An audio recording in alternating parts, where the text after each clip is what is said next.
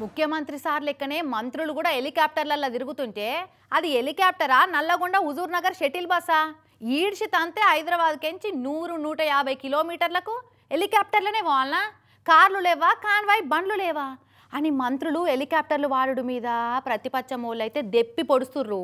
పలానా మంత్రి హెలికాప్టర్లో పోయిండు, నేను బి మంత్రినే, నేను కూడా హెలికాప్టర్లో పోవద్దా అని గాలి మోటార్ గురించి గలాటలు అవుతున్నాయని సోషల్ మీడియాలో నిత్యంగా గాసిప్స్ వినబడుతున్నాయి. గిసోంటి అయితేనే మంత్రి సార్లు గాలి మోటార్ ప్రిఫర్ చేస్తుర్రు. గిట్లా యాక్సిడెంట్లు కావద్దా నేనేమో, కానీ మందికేమో కదా అర్థం కాదా.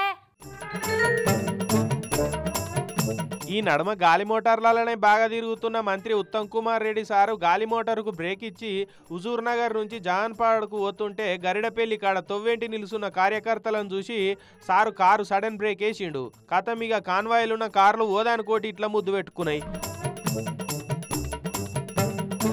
ఇగో గిసొంటి చెత్త ఇన్సిడెంట్లు అవుతున్నాయనే ఉత్తమ్ సార్ ఊకే హెలికాప్టర్ను ప్రిఫర్ చేస్తున్నట్టున్నాడు.